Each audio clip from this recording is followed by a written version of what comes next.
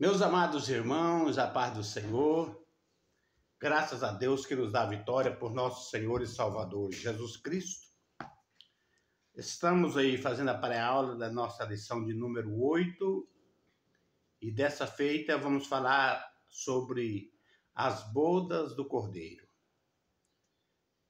Louvamos a Deus por essa rica oportunidade de estarmos colaborando, para com a Escola Bíblica Dominical. Agradeço a Deus por essa oportunidade, louvar a Deus pela vida do pastor presidente, pastor Daí Gonçalves, que nos tem também apoiado, nesse trabalho que fazemos aí semanalmente, e também aos nossos vice-pastores que estão aí juntos, pegado no arado. Louvar a Deus pela vida dos comentaristas, pastor Jean, que é o comentarista desta lição, desse trimestre, do último trimestre do 2025. Também louvar a Deus pela vida do professor Lorival, que é também um dos comentaristas, e pela vida do pastor Gilvan, claro. Que Deus continue abençoando vocês nessa tarefa, que eu acho tão difícil, Eu falo a verdade, eu não consigo comentar uma revista dessa. Depende muito tempo, depende muita dedicação, E os irmãos têm tirado esse tempo.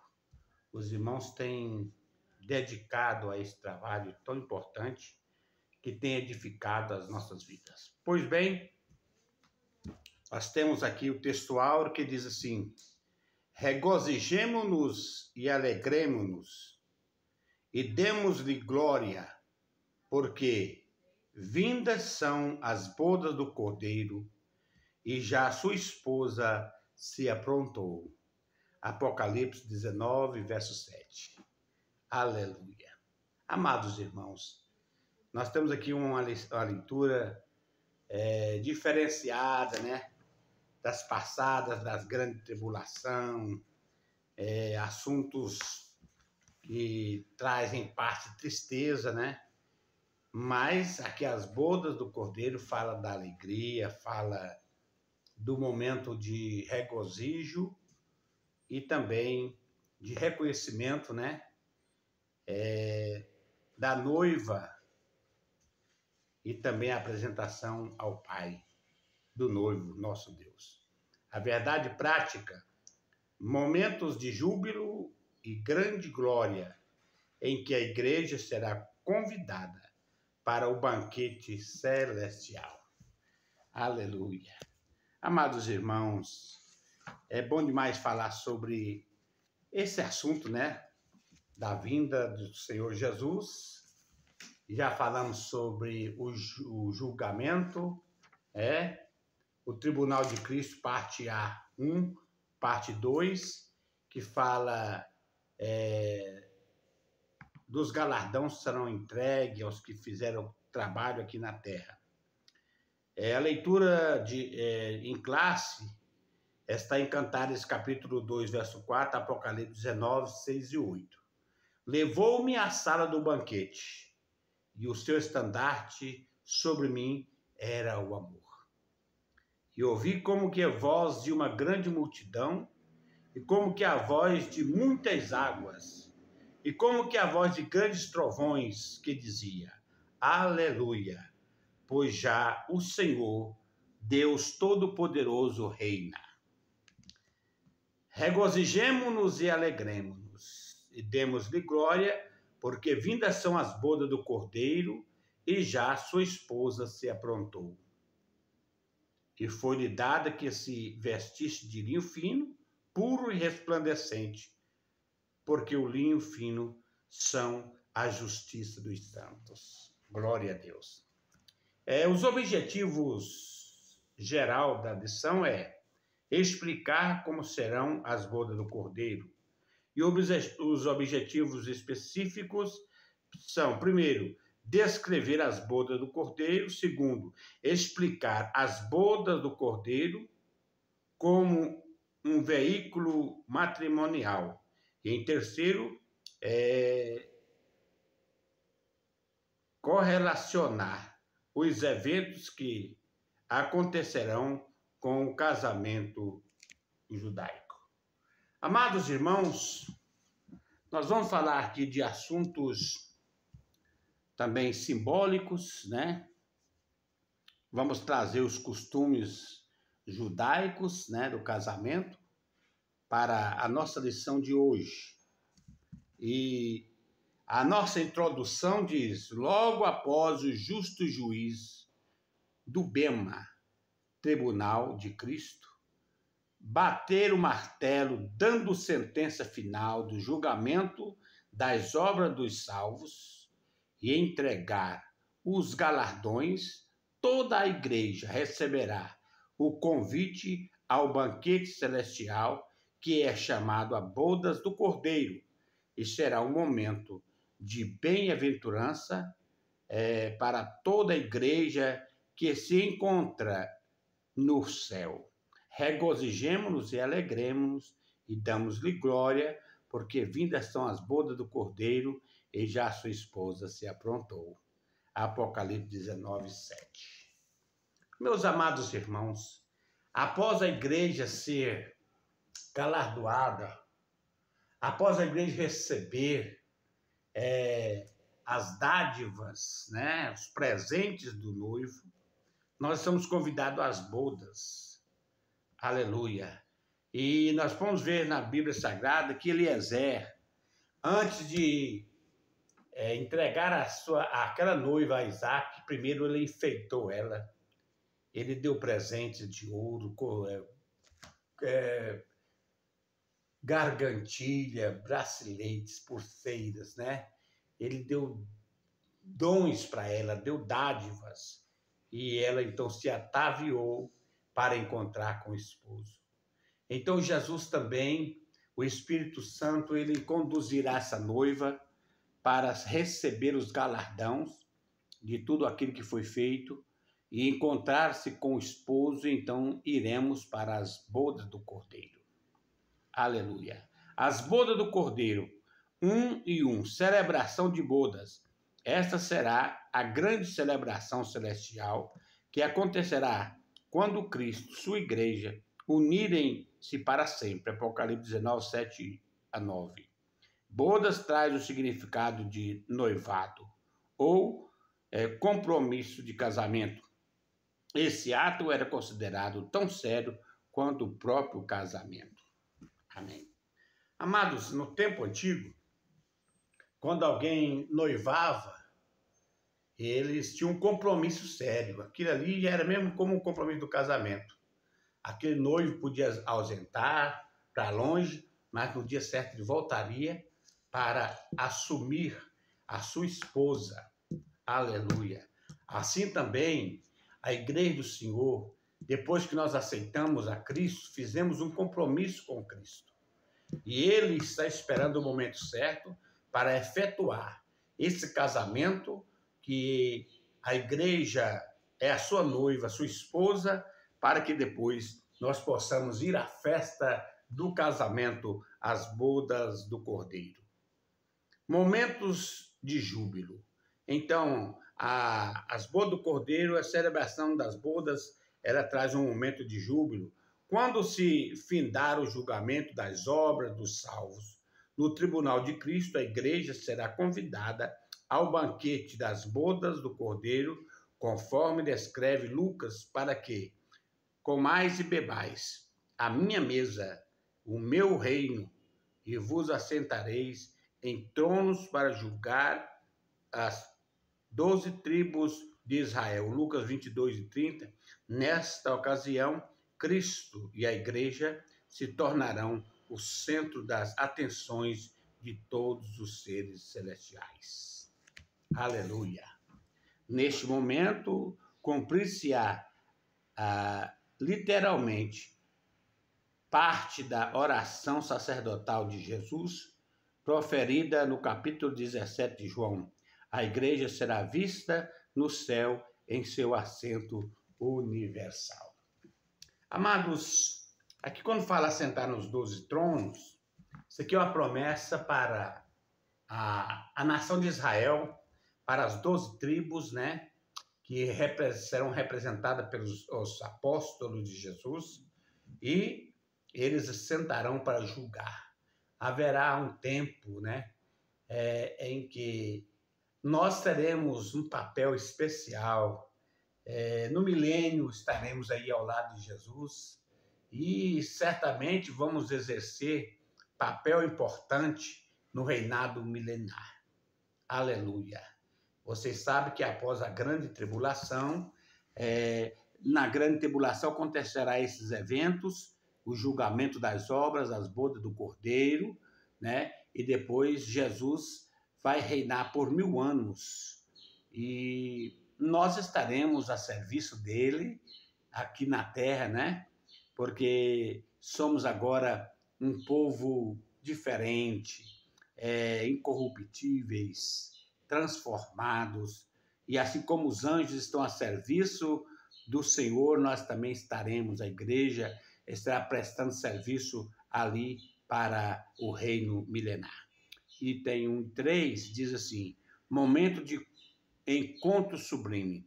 Nessa ocasião, encontrar-se-ão e se juntarão todos os santos do Antigo Testamento, todos os crentes de todas as raças, tribos, nações do Oriente e do Ocidente tomarão assento à mesa que estará preparada. Mateus 8:11. Imagine tamanha alegria. Todos os salvos chegarão de todas as partes da terra e de todos os tempos se saudarão festivamente, alegremente. Após essa grande festa, Cristo porá fim à batalha da terra e será um dia triunfal em que os remanescentes de Israel serão elevados, os ímpios castigados. Enfim, estarão livres de toda luta, angústias, pecados e males. Ao olharmos para a divina face de Jesus, compensarão toda a tristeza desta vida. Aleluia. Meus irmãos, imagine os cristãos de todas as eras, desde Adão até agora, o final dessa dispensação. Os que forem salvos vão subir, reunir, aleluia, estarão sentados à mesa das bodas do Cordeiro. Haverá muita alegria, haverá muita paz, haverá contentamento, né? As pessoas estarão irradiantes de alegria, porque a Bíblia diz que o Senhor enxugará dos nossos olhos as lágrimas. Então ali não haverá espaço para tristeza. Aqui nós temos decepção, temos problemas, temos lutas, dificuldades. Ainda essa semana eu estava conversando com a minha esposa e falando com ela com respeito a algumas coisas que nós enfrentamos aqui na terra, né? E se libera o perdão para as pessoas, mas fica a cicatriz, assim como estão os sinais dos cravos nas mãos de Jesus ali no céu. Ele saiu da cruz, perdoou o povo, mas na sua mão tem o sinal. Você vê lá em Zacarias, quando alguém vai dizer, que sinais são esses nas suas mãos? Eles vão dizer, sinais das feridas que fui ferido na casa dos meus amigos. Então, às vezes você perdoa, mas fica a cicatriz, né? Você pode arrancar os pregos de uma tábua, ela vai ficar sem nenhum prego, mas ela vai ficar perfurada, as cicatrizes vão ficar. Então, o perdão, ele não apaga as cicatrizes, ele faz a gente lembrar e não ter mais aquela angústia, ter mais aquele ódio, mas os sinais ficarão. Quantas pessoas que carregam cicatrizes nos seus corpos, que pessoas que os fizeram chorar, fizeram sofrer, né? Como eu estava vendo o pastor Gesiel ensinando na escola dominical, dizendo exatamente sobre essas coisas, né? Sobre calúnia, por exemplo, uma coisa que dói na pessoa. Alguém dizer, fulano fez isso, sendo que ele nunca pensou em fazer. Então, são cicatrizes que nós carregamos no nosso corpo até ele consumir na terra. Mas, graças a Deus, que nós temos em nós o ministério da reconciliação. O Senhor nos ensinou a perdoar. Se nós não perdoar, meus irmãos, não podemos orar, não é? Então nós somos um povo, uma noiva, e nós devemos zelar uns pelos outros. O subsídio teológico diz assim: regozijemo-nos, alegremos-nos e demos-lhe glória, porque vindas são as bodas do Cordeiro e já sua esposa se aprontou. Apocalipse 19, 7. É conforme o texto acima, as bodas do Cordeiro serão após o tribunal de Cristo, porque a expressão já sua esposa se aprontou mostra que a igreja já se apresentará alegre com seus galardão para comemoração de uma grande festa no céu. Você já imaginou os salvos chegando de todas as partes da terra e de todos os tempos e saudarem mutuamente? Reconhecemos os santos do Antigo e Novo Testamento e reencontraremos com aqueles que já antes foram estar com o Senhor. Eu fico imaginando a gente chegar lá e olhar para Abraão e saber que ele é Abraão, né?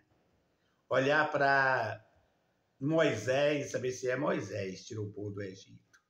E assim sucessivamente, olhar para o profeta Elias e dizer se foi o homem que Deus o arrebatou. O Enoque, né? Tipo da igreja será arrebatada. É uma grande alegria, meus irmãos, para nós. E nós reencontrar nossos entes queridos que já partiram, tantas pessoas que ao decorrer dessa caminhada, nós vimos aqui, já partiram e estão com o Senhor. Lá nós vamos encontrá-los, reconhecê-los e haverá gozo, paz e alegria. Pois podemos então estar prontos para esse dia. Mas como podemos estar prontos para esse dia? Rejeitando tudo o pecado, né? Rejeitando tudo aquilo que não agrada ao Espírito Santo. Porque, meus irmãos, se tem uma pessoa que precisa ser bem tratada por nós, a igreja, é o Espírito Santo. Porque o Espírito Santo é quem está preparando a noiva. Então, nós devemos estar bem com intimidade com ele, porque ele que nos prepara. Eu fico imaginando a história de Esther, quando ela chegou lá para se preparar para encontrar com o rei, aquele eunuco mandou ela escolher as joias, né? Ela disse, não, o que você escolher para mim aí, eu sei que prepara a noiva mesmo para ver o rei. Então ela deu oportunidade, né, para que aquele eunuco escolhesse as joias, e ele escolheu, ele sabia o que ia dar certo. Então, quando o Espírito Santo ele está com toda a liberdade na nossa vida para nos preparar, ele tem o melhor para a sua igreja. Ele sabe os gostos do noivo. Aleluia. Ele sabe como ele quer que a noiva fique. Então, a Bíblia diz, não entristeçais o Espírito Santo de Deus, no qual estáis selados para o dia da redenção. Alguém fala no qual está selado. Não, nós fomos selados com o Espírito Santo. O que é selo? É a marca. A gente que mexe com gado, nós temos a nossa marca, né? Cada um tem um tipo de marca. A minha, por exemplo, é um coração. Até eu brinco com as pessoas e disse, por que a sua marca é o coração? A Bíblia diz que onde tiver o tesouro está o coração. Então, onde tiver a vaca minha, tem o sinal do coração nela lá. Mas não é que meu coração está naquilo, né? Então, cada um tem uma marca. O Espírito Santo tem a sua marca. Aleluia, nós fomos selados, fomos marcados. Oh, glória a Deus. Que alegria ter a marca do Espírito Santo.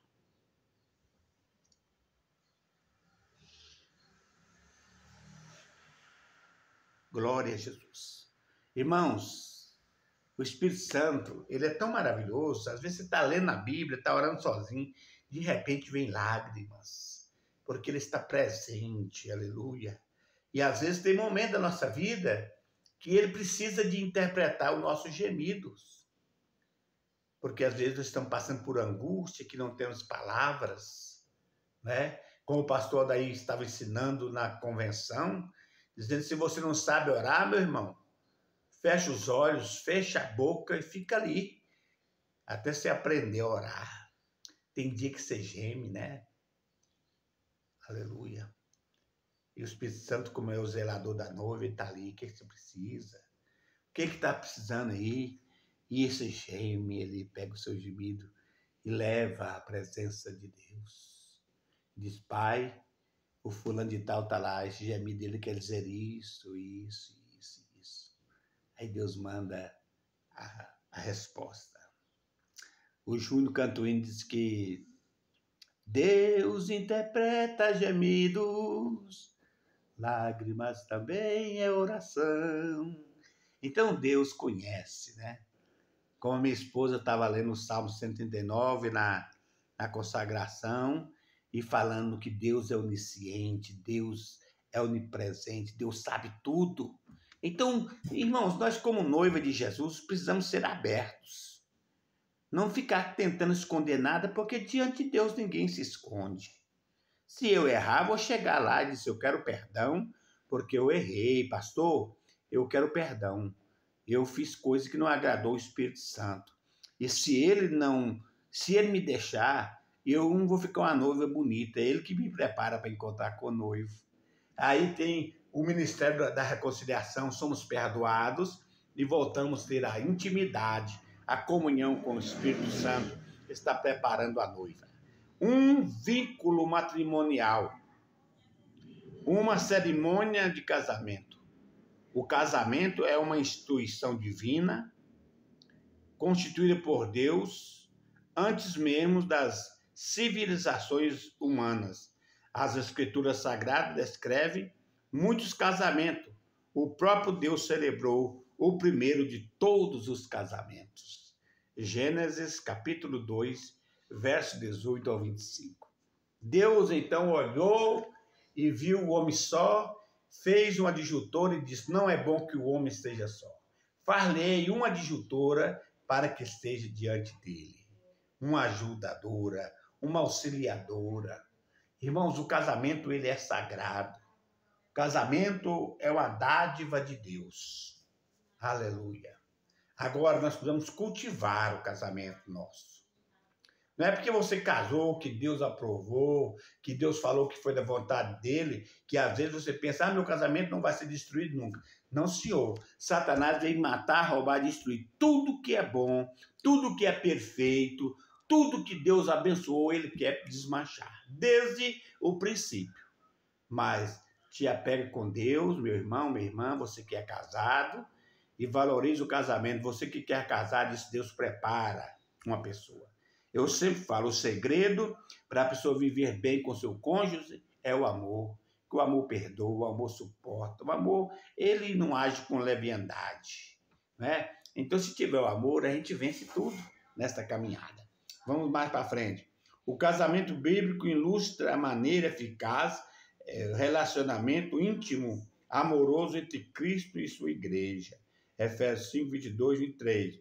É interessante que Paulo considerou isso num grande mistério. Melhor uma profunda verdade espiritual outrora oculta, mas que foi revelada pelo Espírito. Jesus Cristo é o último Adão. 1 Coríntios 15, 45, aquele que restauraria e traria de volta a vida de uma humanidade caída. Deus fez com que Adão dormisse para tirar dele uma costela, de maneira que pudesse dar-lhe uma esposa. Jesus, no entanto, morreu na cruz, derramou seu sangue para que pudesse resgatar a sua noiva, a igreja, João 3:29, Cristo ama a igreja e cuida dela, deseja purificá-la e torná-la mais bela para a glória de Deus, para a glória de Deus. Um dia Cristo virá buscar a sua noiva para apresentá-la no céu em toda a sua pureza e glória. Amém. Então ele diz: olha, eu vou preparar lugar. Se eu for preparar, voltarei outra vez e vos levarei para mim mesmo, para que onde estiver, estejais vós também. Então o desejo de Jesus é estar com a igreja, é estar junto, né? É estar perto um do outro. Quem ama quer estar perto. Quem ama não quer separar, né? Aí Jesus foi e disse: eu vou mandar um consolador para ficar com vocês, me representando, escutando as vossas demandas, escutando as reivindicações que vocês vão fazer, os pedidos, né? E esse Consolador ficará convosco até a consumação dos séculos. E o Espírito Santo veio no dia do Pentecoste, espiritualmente adornou sua igreja, com o batismo, com dons espirituais, capacitando, e ele está aí conosco. Aleluia. Você vai à igreja, você fica escutando alguém discorrer a palavra, de repente você sente aquela alegria e diz glória a Deus, aleluia, levanta a mão, porque o Espírito Santo está ali junto com você. Glória a Jesus. Portanto, meus irmãos, vamos ter muito cuidado para não ferir o Espírito Santo de Deus que está em nós e nos preparando. Aleluia. O mais maravilhoso dos casamentos está por vir. Jesus proferiu acerca dele por meio da parábola Mateus 22, 2, 25 e 1, Lucas 12, 35 e 36. João, por outro lado, descreveu o que Deus lhe mostrou em uma visão: regozijemo-nos, alegremos-nos, demos de glória, porque vindas são as bodas do Cordeiro e já sua esposa se aprontou. Aqui a igreja não está faltando mais nada. Neste momento, após os galardões, a igreja está pronta, aleluia, apta para receber o noivo, o esposo. Glória a Jesus. Aqui nós temos imperfeições, aqui nós temos dificuldades, né? Mas lá no céu, o Senhor vai completar em nossas vidas tudo que faltava, Ele completa e nós estaremos prontos para encontrar o noivo. O anfitrião deste casamento será o próprio Deus, o Pai. Ele é descrito preparando a cerimônia e enviando o seu servo para chamar os convidados. Lucas 14, 16, 23.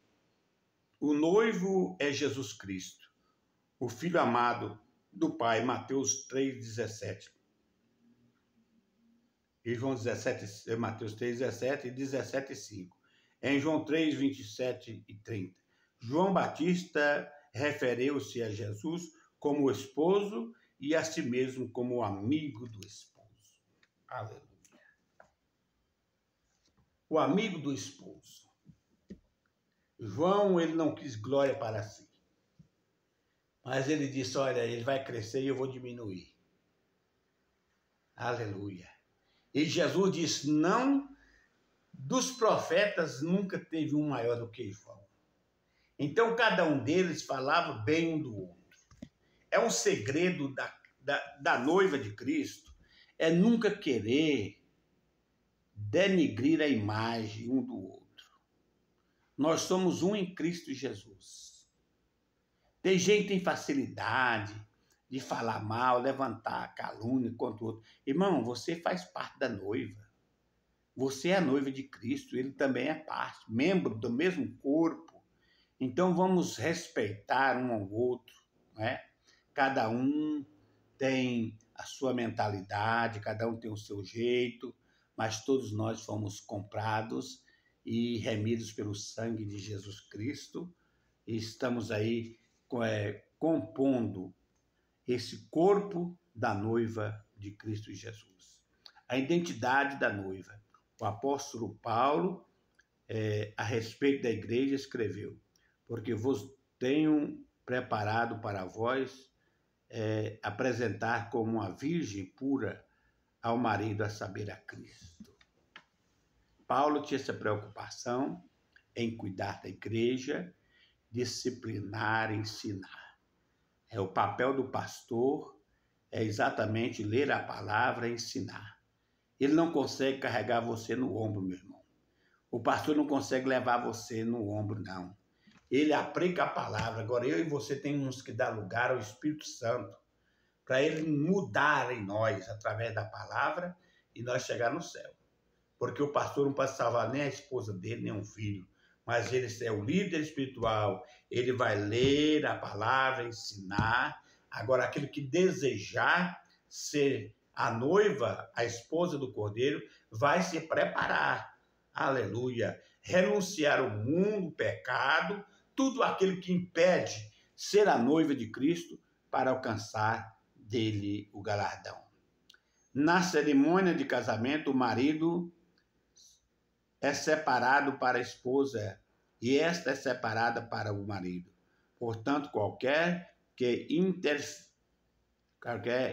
interferência nesse arranjo elaborado por Deus será pecaminosa, tornando-se impuro o matrimônio.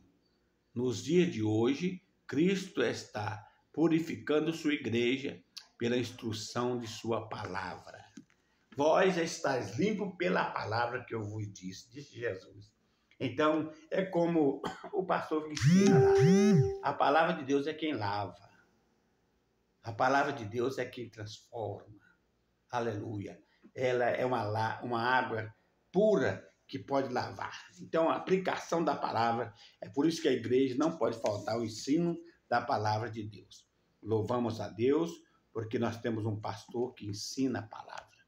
Se alguém está tropeçando, se alguém está desviando, não é falta de ensinamento, mas é porque tem dentro de si esse desejo de ir para o mundo, mas a palavra de Deus está sendo ensinada todos os dias. Ensino, culto de ensino, escola dominical, culto de portas abertas, a palavra de Deus é ensinada. Que Deus guarde cada um de nós e nos dê graça para guardar a sua palavra em nosso coração.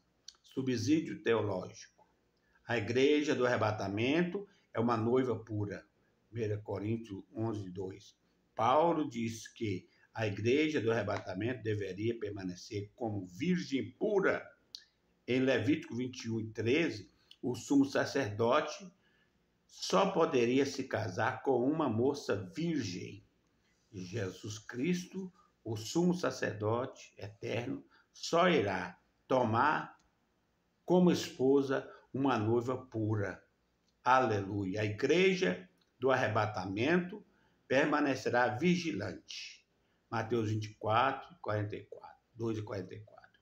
Meus irmãos, não adianta, nós podemos querer inventar desculpa, mas só vai encontrar com o noivo aqueles que tiver com suas vestes limpas, sem mancha, sem ruga, sem nódoas, né? E o lavandeiro, o Espírito Santo está aí. Aleluia. Glória a Deus. A palavra de Deus está aí, pura, eficaz e penetrante. Demos ouvido à palavra do Senhor e seremos bem-aventurados. Uma das coisas que mais Jesus advertiu aos seus discípulos foi sobre a vigilância. Em Lucas 13, 35, 48, Jesus contou a parábola do servo vigilante e reiterou a vigilância em todos os seus sermões escatológicos. Mateus capítulo 13, verso 33.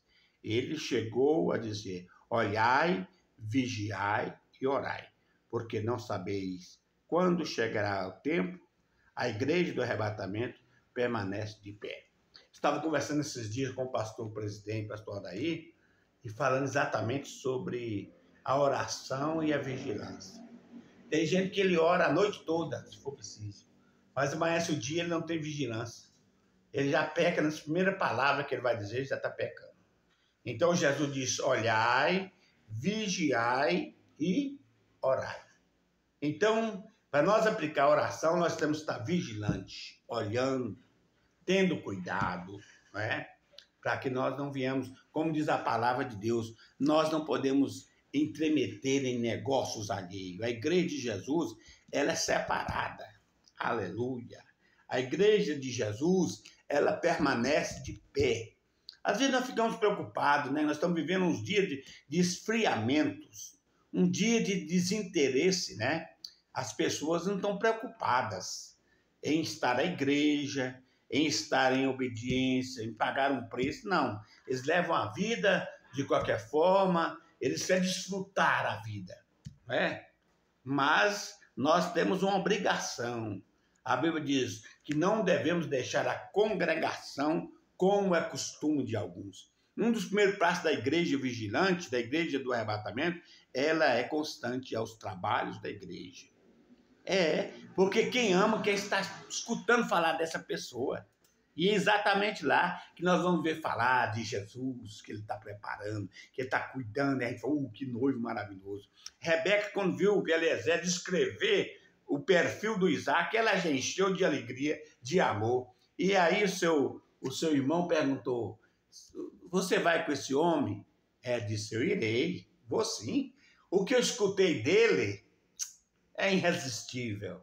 Eu vou acompanhá-lo. Aleluia. Então, o que nós ouvimos de Jesus, o que ele fez por nós, o que ele faz, o que fará, nós temos motivos de não abandonar, de seguir sempre a Jesus. Vamos que a cerimônia de casamento, a Escritura do Novo Testamento relata o relacionamento entre Cristo e a igreja, segundo as características de um típico casamento do Oriente Médio. Tais casamento consistia em 3 estágios distintos. Primeiro, o noivado. No primeiro século da era cristã, os acordos de casamento eram propostos pelo pai do noivo e ainda com o pretendente muito jovem. Às vezes, esse acordo ocorria até mesmo antes do nascimento. Era assinado um documento legal perante um juiz, prometendo seu filho à menina escolhida. O pai, então, oferecia um dote adequado em forma de garantia, conforme o costume da época. Amém. Amados, para quem conhece a cultura dos ciganos, você pode pesquisar, eles seguem esse costume, né? O cigano veio da Síria, né? Esse povo para lá. Os pais prometem casamento, eles arrumam um casamento para os meninos pequenininhos. Às vezes está no ventre ainda, disse, esse menino aqui, se for mulher, vai casar com seu filho. Está fechado. E aquele cigano, então, trabalha juntando alguma coisa para o dia do casamento, aquele moço já ter com que sobreviver dos que os pais arrumou para ele. Então, eram casamentos arrumados, mas dava certo. Às vezes, hoje, parece que está meio fora, mas hoje os pais, às vezes, não podem intervir no casamento de uma filha, de um filho. Não, eu que vou viver, eu que vou escolher. Meus irmãos, jovens, que me assistem, que vão me assistir, os pais vê mais longe do que vocês. O pai enxerga mais longe do que o filho. O pai já tem uma estrada percorrida. O pai tem exemplo de vida. Você é menino, você é menina. Então, escuta o conselho do seu pai. Pai não dá conselho ruim para filho. Pai só vê o bom para o seu filho. Então, quando você for tomar uma decisão de um casamento, recorra ao conselho de seus pais. E você vai ser bem sucedido. Aleluia.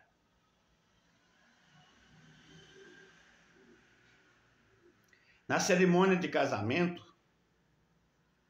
vendo que eu parei aqui. Mesmo que a moça não tivesse visto o noivo, ela era levada para casar-se com o rapaz. Temos dois exemplos bíblicos no Novo Testamento, ou no Antigo Testamento, Isaac e Rebeca, né? E outro é o noivado de Maria e José, no Novo Testamento. O estágio de casamento, portanto, era formado por duas partes: a escolha da noiva e o pagamento do dote. Aleluia. O pagamento do dote. Naquele tempo era mais difícil, né? O noivo tinha que pagar o dote para o pai da noiva. Pagar. Aleluia. E ele pagava. E aí poderia ir para a festa do casamento. Qual foi o dote pago por nós? Jesus veio e pagou o dote. Pagou a nossa dívida. Aleluia. Colossenses diz: a dívida que era contra nós, a cédula de dívida, Jesus cravou na cruz. E diz: tetelestai, está pago, você não deve nada. Então Jesus pagou por nós. Dívida que nós nunca poderíamos pagar. Ele pagou o dote. Aleluia. O pagamento do dote. Entendemos, portanto, que as bodas do Cordeiro ainda está na fase do noivado. A escolha da noiva já foi feita, como também nos elegeu nele antes da fundação do mundo, para que fôssemos santos e irrepreensíveis diante dele em caridade. Efésios 1:4. O dote também já foi pago, porque foste comprado por bom preço. Glorificai, pois, a Deus no vosso corpo. Amém? Como eu posso glorificar a Deus no meu corpo? Tem muitos meios de nós glorificarmos a Deus. Primeiro passo, sermos obedientes à doutrina, aos usos e costumes. Então, todo mundo que vai me ver diz: fulano é crente da igreja tal. Fulano é crente da igreja tal. Porque eu estou glorificando a Deus com o meu modo de viver. Glorificar a Deus no meu corpo, eu aceitar viver segundo o mandamento das Escrituras Sagradas. Que não adianta, meu irmão, eu confessar de boca e o meu coração está longe de Deus. Não. Eu vou viver uma vida de hipocrisia, uma vida de falsidade, de mentiras. Então vamos professar, falar verazmente segundo o coração. Alguém escreveu o salmo dizendo assim: Senhor, quem subirá ao seu santo monte? Quem estará no seu lugar santo? Aí ele responde: aquele que é limpo de mão, puro de coração, que não entrega sua alma à vaidade nem jura enganosamente,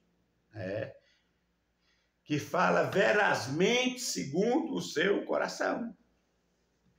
Falar segundo o coração é um ato de sinceridade, um ato de verdade.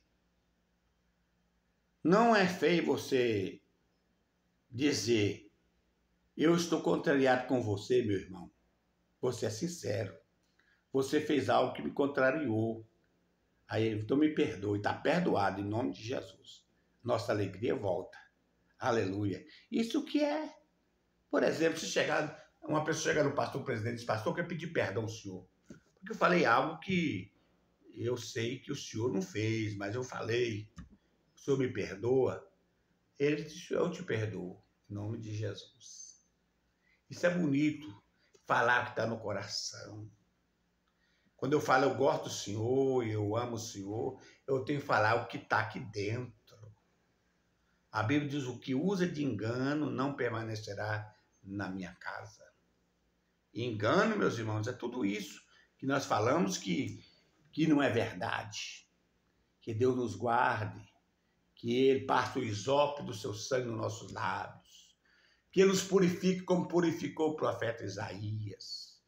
Isaías era um profeta, mas era um profeta que vivia envolvido com a vida dos outros. Ai de fulano que bebe, ai de fulano que faz isso, ai de fulano... Ele era aquele homem que vivia dando notícia, era o CBN do tempo antigo, Central de Notícias. Mas, meus irmãos, o dia que ele chegou na presença de Deus, O dia que ele entrou no templo, que Deus disse, hoje eu vou mostrar para você, Isaías, a minha glória, aleluia. Ele começou a olhar dentro da fumaça. Oh, glória a Jesus. Os serafins voavam um para os outros e diziam, santo, santo, santo é o Senhor dos exércitos, toda a terra está cheia da sua glória. Ele botou a mão na boca e disse, ai de mim que eu vou morrer agora. Porque eu sou homem de lábios impuros e habito no meio de um povo de impuros lábios, meus olhos viram o Senhor. Aí ele reconheceu o seu pecado, a sua fragilidade. Aí um anjo veio voando de lá com a brasa, aquela tenaz, né, que o pastor Zé Fernandes usava ali para mexer lá na brasa. Ele era ferreiro e passou a brasa no lábio dele e disse, hoje as suas iniquidades são purificadas, Isaías. Aí escutou a voz dizendo, quem há de ir por nós? Quem enviaremos? Ele disse, eis-me aqui, envia-me a mim. Aleluia. Amados, para exercitarmos o papel de profeta de Deus, todo aquele que prega na igreja, que discorre a palavra, a Bíblia, ele está sendo um profeta de Deus para o povo, transmitindo a profecia, a palavra de Deus está ali. Todos nós que pregamos, que ensinamos, todos nós que temos o dom da profecia, nós devemos ter muito cuidado para ter língua santificada, lábios puros, para que possamos entregar a palavra de Deus. Deus abençoe a todos nós. Aleluia. Vamos lá. A apresentação. No tempo devido, o pai do noivo enviava os seus servos com o contrato anteriormente firmado à casa da noiva escolhida. A noiva, então, era levada à casa do pai, do noivo, e quando tudo estava pronto, o pai da noiva passava a mão de sua filha ao pai do noivo, que, por sua vez, passava a mão da moça ao filho. Aleluia. Então tinha a aproximação da noiva. Naquele tempo com o noivo não era como hoje. Chegava lá, o pai da noiva passava a mão da noiva para o pai do rapaz. O pai do rapaz pegava e passava para o seu filho. Então tudo indicava que aquele casamento era um casamento perfeito, um casamento respeitado dentro das leis, né? E era um casamento para todo sempre. Dificilmente haveria ali uma separação, um divórcio. Que Deus nos ajuda, meus irmãos. Quando o Espírito Santo, aleluia, nos conduzir e passar-nos, então, essa responsabilidade. Passar para o pai passar para o seu filho, aleluia, a noiva. E assim nós estaremos para sempre ao lado dele. Este contexto de bodas do Cordeiro, a igreja ainda espera por esta segunda fase, que acontecerá no arrebatamento. Regozijemos-nos, alegremos, temos-lhe glória, porque vindas são as bodas do Cordeiro e já sua esposa se aprontou. Lá agora não há imperfeição, tudo pronto, tudo puro. Aleluia. E foi-lhe dado que se vestisse de linho fino, puro e resplandecente, porque o linho fino são a justiça dos santos. Meus irmãos, eu não lembro de ver uma noiva de vestido preto. Não. Sempre o vestido da noiva ele é branco. O véu, aleluia, grinalda. Aquele véu, a noiva vem caminhando, o véu vem lá no meio da igreja, e alguém cuidando daquele véu, ajeitando, né? Branquinho, sem mancha. Assim deve ser a nossa vestimenta diante de Jesus. Sem mancha, sem pecado, sem mácula. Pura, aleluia. Glória a Deus, que o Espírito Santo venha tirar de nossas vestimentas as manchas, as nódoas. Aleluia, que possamos ser apresentados puros diante do noivo. Irmão, aceita o Espírito Santo esfregar essa sua vestimenta. Aceite você ser esfregado pela palavra. Quantas pessoas saem da igreja revoltadas, e o pastor fala assim meio seguro mesmo, não é? Que graças a Deus o pastor não deixa. Eu estava ouvindo ele dar o ensinamento, eu falei para alguém que estava perto de mim, o pastor não deixa nada para amanhã não. O que tem que fazer hoje ele faz. E Deus continua abençoando o pastor daí. Aleluia. Dando ele muita coragem, muita graça. E eu estou acompanhando ele em oração, dizendo, Senhor, continua abençoando ele. Continua dando ele, porque ele que está com o cajado na mão. É ele que tem que bater e ensinar mesmo. Aleluia. E a Bíblia diz que as ovelhas ouvem a voz do seu pastor. Graças a Deus. Noivado também composto de 2 fases. A da apresentação, contrato anteriormente firmado, e o cortejo da noiva até a casa do pai do noivo. Fazia-se necessário mostrar os contratos legais. Deus firmou um contrato com a igreja, o fundamento de Deus fica firme, tendo esse selo, o Senhor conhece os que são seus. Aleluia, 2 Timóteo 2,19. Esse é o contrato.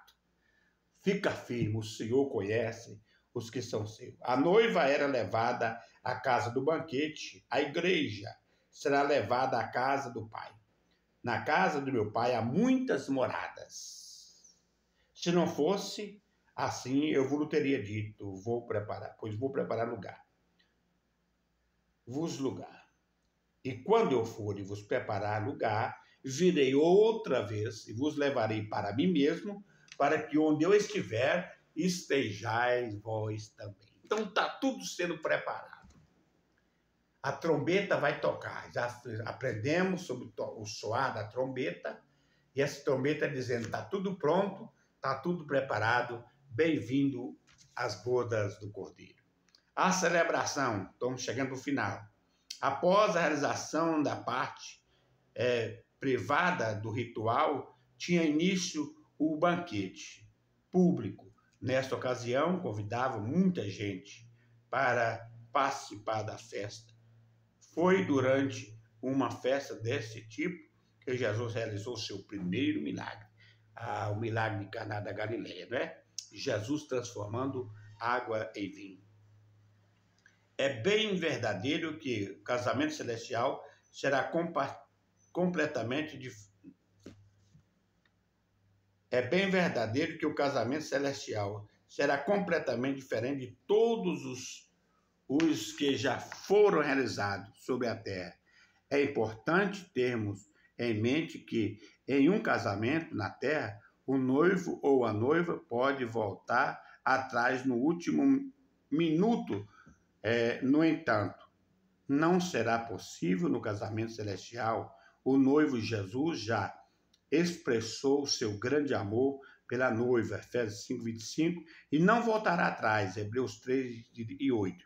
Quando realizar-se o casamento, a noiva será glorificada e se tornará imaculada, não podendo ser tentada a mudar de ideia ou a perder o seu amor pelo noivo. Efésios 5:26, Hebreus 10:14.